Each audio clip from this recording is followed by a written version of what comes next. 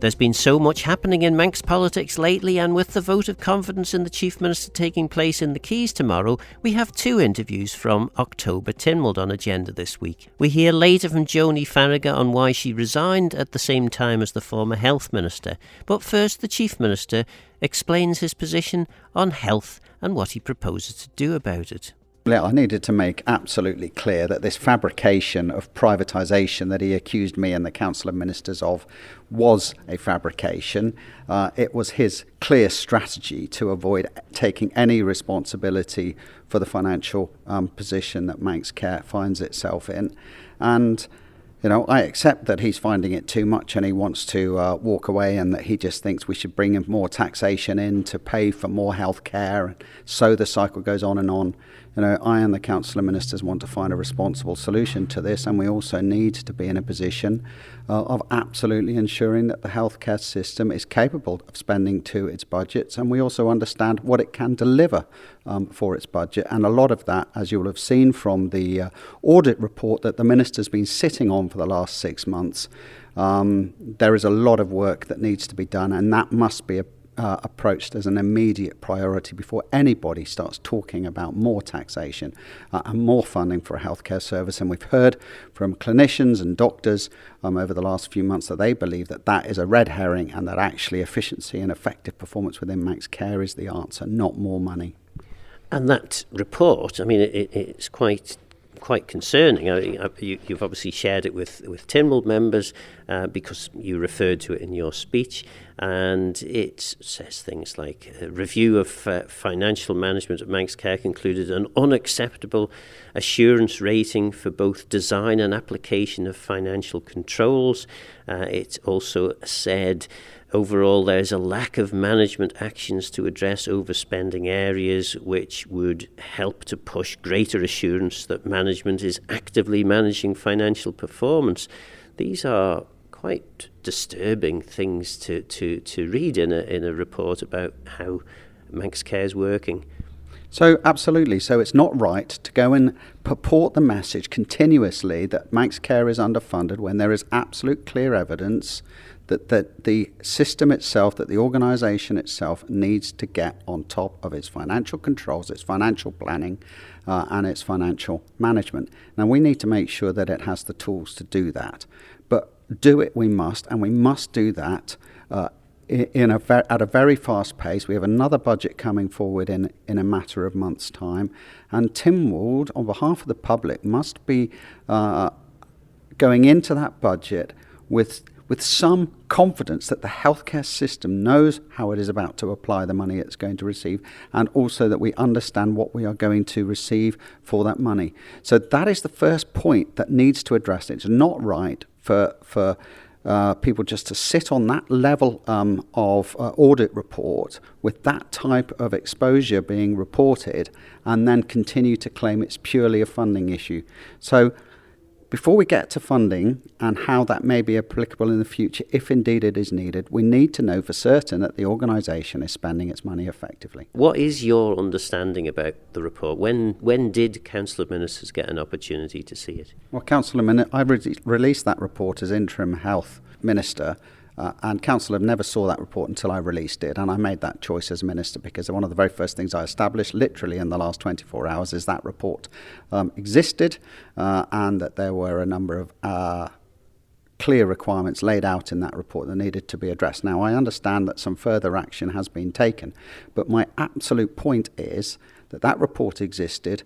That level of detail in terms of a clear requirement for Manx Care's team to get a grip of the financial performance issue was absolutely made crystal clear.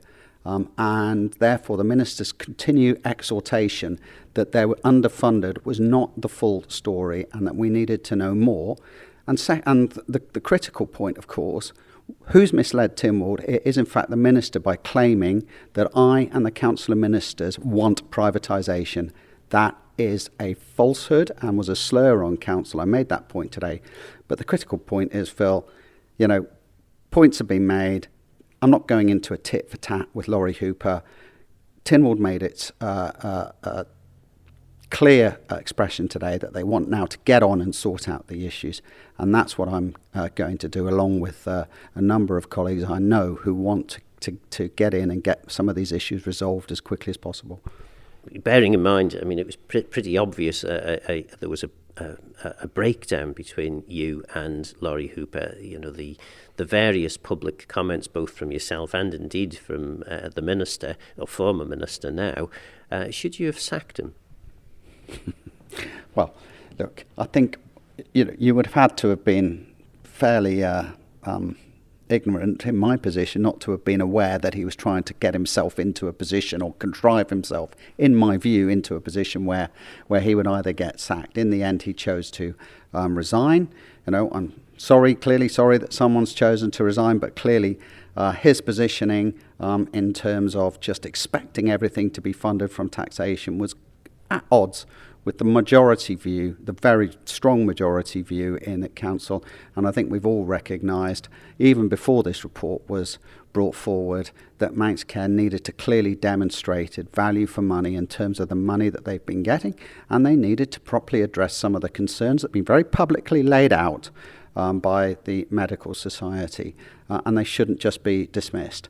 There have been a number of other issues raised this morning in debate by honourable members that they want to see addressed.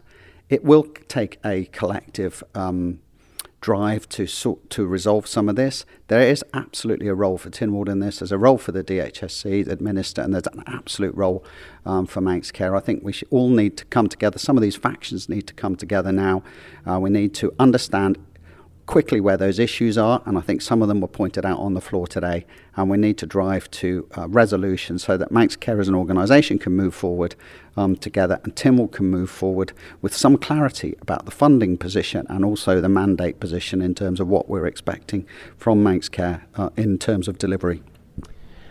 Do you understand, though, why some members are concerned that Council of Ministers was not, well, according to the Health Minister, was not prepared to unequivocally state that they believe in a health service free at the point of delivery? Do you understand why they might see that as actually there's going to be elements of the NHS that will be charged for, that perhaps some elements of the service will be contracted out?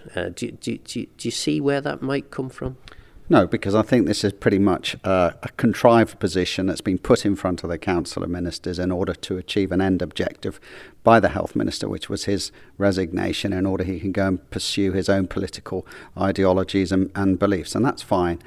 Council of Ministers, quite rightly, sensibly, have taken the position of saying, before anybody comes to us and starts telling us that we've got to raise certain levels of taxation, we need evidence that the system is running and managing itself properly from a financial perspective. It has financial discipline applied, that budget holders know what their budgets are and how to manage those, and that the money that it is being given is being spent effectively and in the right places. And there's plenty of evidence to suggest there is a lot of work to do in that area. We need to address that as quickly as possible. That's my very first task. I met with Treasury this morning. I met with the Chief Officer from DHSC. We are working now with Manx Care to get in place those individuals with the expertise and experience to help get that to us, to that position. And most importantly, we need to be able to apply that to the budget next year. Only then, and with proper analysis, will we then be in a position to determine whether or not we are underfunded, inverted commas, and how one might then set about addressing it. And well, that will not be an immediate and quick solution. We do need proper public engagement if indeed that is the case. But plenty of people are saying there are other ways to address this, and that we need to listen to some of the people delivering the healthcare in more detail in order to get and drive forward the efficiencies and effectiveness from an operational perspective. Most importantly, to deliver better outcomes, of course, in all this for the people of the island. Mr. Hooper has told me he asked in the last financial year for assistance from Treasury to try and pull together the problems, or try and resolve some of the problems that Manx Care was facing in terms of managing its budget, and was told that no help was available. He would need to just use shared services. Apparently, subsequently, Treasury is now stepping in and trying to help. Is that your recollection of events? Well, clearly I'm not in every meeting, and I don't necessarily know what discussions have happened between Treasury and a minister at any particular given point. What I do know, Phil, is that there is clear evidence, as I've said before, that the Manx Care financial management and process in terms of its strategic planning needs quick improvement, and that needs to be done. I also think that in all this, people have to take responsibility, whether that's the minister, whether that's Manx Care, whether that's Manx Care's board, whether it's those responsible for budgetary controls. We have to have some responsibility. I think we need to stop this constant moaning, and we need to start delivering within the budgets that we have got to the very, very best capability. And if that means having difficult decisions about some of the options around delivery for Manx Care in terms of some of the services they're delivering, then we need to have those. But we need to have those before the financial year, not 6 months into the financial year or 7 months into the financial year, and puts everybody in a difficult position. And finally, I must just emphasise, I know that some of this over-expenditure has been going on for years in different levels and different places within the healthcare system. But the fundamental point is, after a 10%, effectively a 2 pence, but 10% rise in income tax last year, right, an extra £43 million, a condition promise that they were going to stay within budget, to smash that by £16 million, their forecast is £16 million, is going to cause us real problems. Effectively, this compound overspend is just being built in more and more into future budgets, and the cost of delivery of healthcare in the current trajectory without any changes will damage our reserves in a serious way, and we need to address it, Phil, and we've got to be responsible. And one of the reasons why I've had to be so forceful about this is because I have an absolute level of responsibility to you, to the public, to make sure that people understand that there is a potential problem if we do not get the solutions. And I hope that by being bold enough to stand up and identify that, despite all the trauma that's coming with it, we can actually move ourselves into a better position. As a politician, you spend all your time working with the staff in a particular department. You get to fully understand and appreciate all their issues and problems. And I think the term is you end up going native. Do you think that's what's happened with Laurie Hooper? Well, listen, look, Laurie Hooper is a bright, intelligent person, but he's clearly gone off at a tangent from his colleagues. That's fine. He was very clear yesterday. He knew he had to resign, and he's done that. He could have been a bit more forthcoming with his plans and allowed at least some courtesy of informing his colleagues in advance, and we could have done without the fabrication and slur around privatisation, because that's absolutely never been mentioned at all around the Council of Ministers table, and neither is it, to the best of my knowledge, held either by me or any of my colleagues. But what we do hold is I believe, a sensible position of wanting Manx Care to get back into some sort of financial order, to have trust in that financial position, and then to understand more fully whether, in fact, this underfunding argument, which continues to be put forward, is accurate, because we've given the organisation so much more money. And if indeed that does prove to be the case in the future, then we need, we've got that assurance that the finances are operating is to the very best of our ability.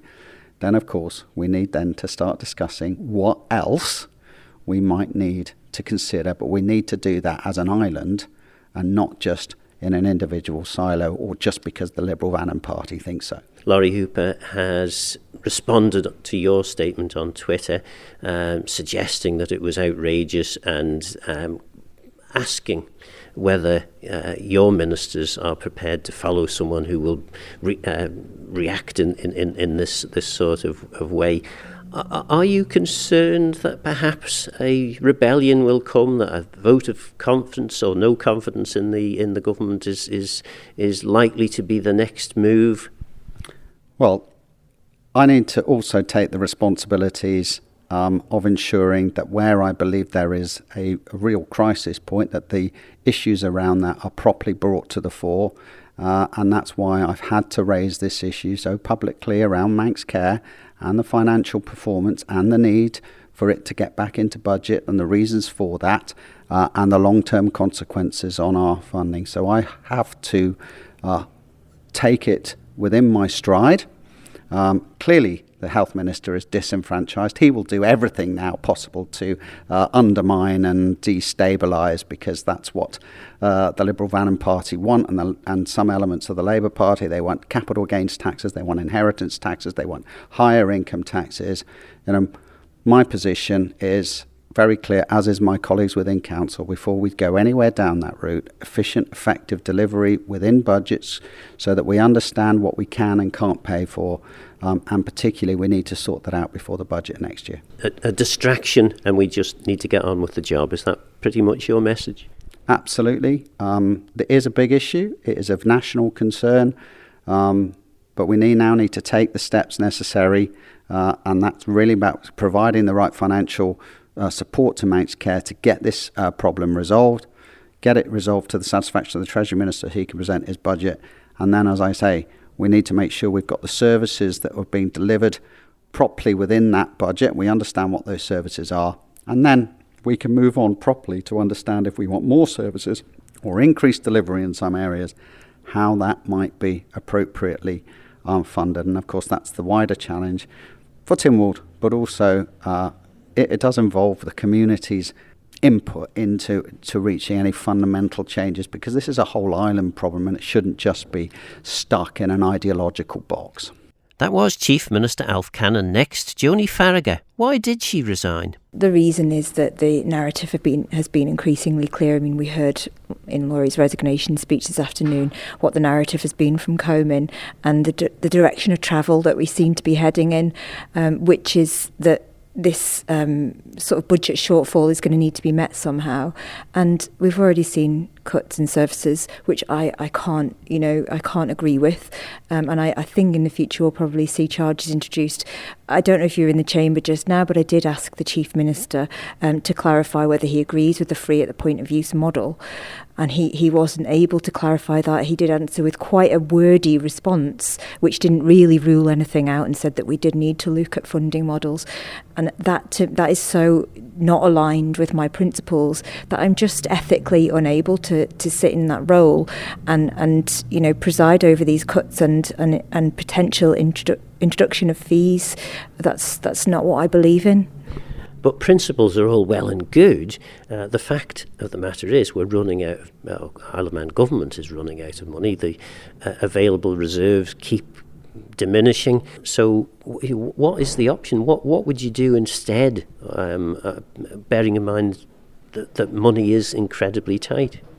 Yeah, I mean, you're absolutely right. We have to have that sort of whole bird's eye perspective. We can't just say, look, I don't agree with that, but I have no alternative for that. But it is actually quite difficult to provide the alternative when you're not sitting in a central government role, in Treasury Minister or Chief Minister's role. It is quite difficult to have that overall view of what the public finances look like.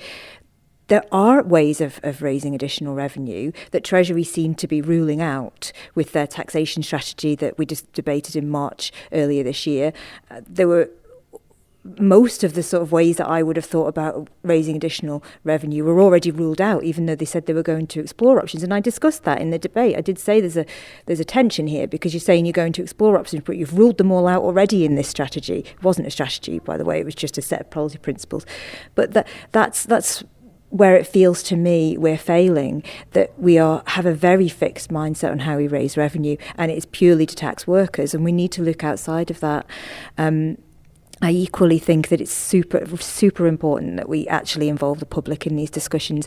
A lot of the discussions and debates that we've had around the future of healthcare have been behind closed doors, and that's felt to me very uncomfortable, because this affects every single person on this island, and everybody should know about it. I think actually that we should put it out to a referendum, to be honest, to the Manx public. What is the future of healthcare, and how do we feel that it should be funded? Do we fundamentally still agree with the principle of free at the point of use, which I do, and I think the vast majority of people do? And if so, how can we ensure that our revenue raising is in line with what we need? We've just heard the Treasury Minister's statement. He did seem to say that the replacement of the 2% increase in higher rate tax, which of course almost everybody in the Isle of Man pays, that 2% increase, it's more difficult than he had anticipated in terms of finding an alternative. Were you surprised to hear that? I was surprised, and I was really, really disappointed actually, because what options have been explored, and that's what I will be framing my question to him around. If we've already ruled out the options in the tax strategy in March, there wasn't really very much else to do, was there really? So how have they sat and explored those options if they'd already decided from the outset that they were ruling most of them out? That seems to me to be not being very honest with the people of the Isle of Man. If there are other options, explore them openly and honestly. Tell us why they don't work. Bring us along. But I can't really get on board with this. We're ruling them all out from the outset. There aren't any other options for us to explore. We know that there are other options that work in other jurisdictions. Maybe they won't work here, but tell us why. Explain that to us.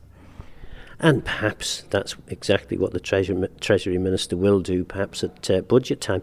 One thing, though, that I think most of the people who have a passing interest in Manx politics will say is that they are aware that they are paying 2% more in income tax, and that 2% was to fund the £40 million increase in Manx Care's budget.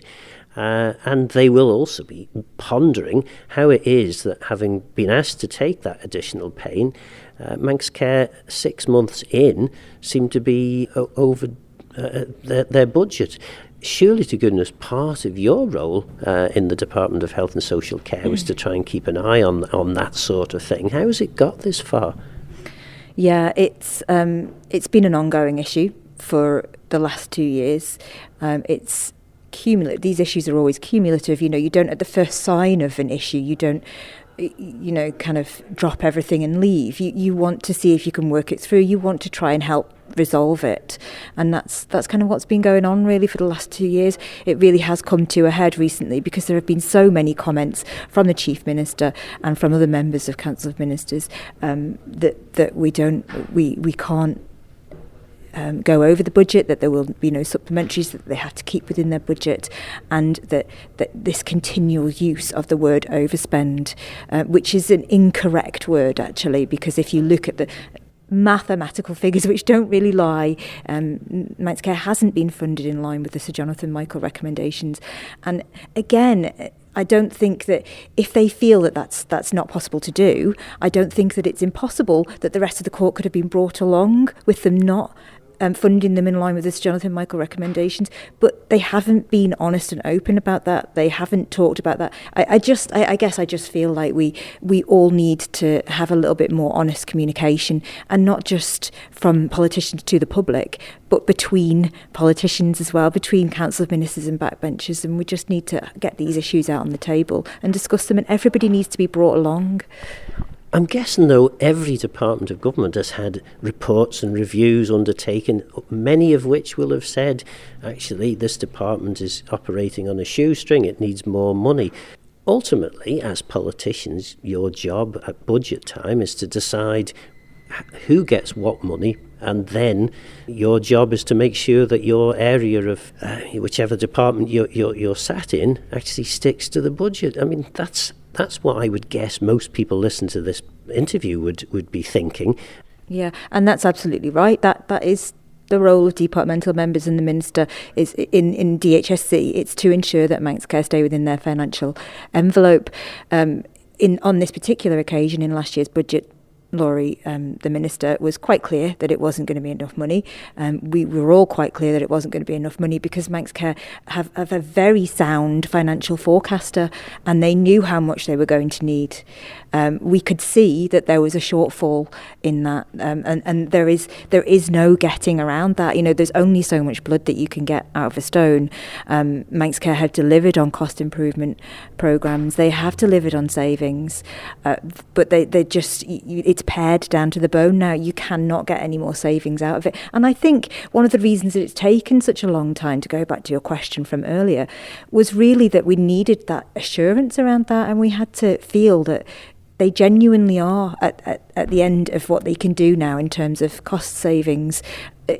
We are at the point now where the only way that we could meet the financial envelope is service cuts or reduction of fees. And again, I couldn't be on board with that. I'm not on board with that. There's a solution to everything. Yeah, there is absolutely no problem without a solution, but this solution will be complex, and it might involve people. It might involve things that people will find to be unpopular, and I think that's where the rub is, that politicians are very unwilling to do things that that might be unpopular, and I don't know how we can get around that. If we want to kind of progress as an island, we might need to look at how we're raising money. We might need to look at how our systems are set up, and we might need to look at our taxation system and reform of that. That was Joni Farragher. What do you think? Will the Chief Minister survive tomorrow's vote? Who would you replace him with? Lots to consider. For now, though, I'm Phil Gaughan. Goramayo, thanks for listening.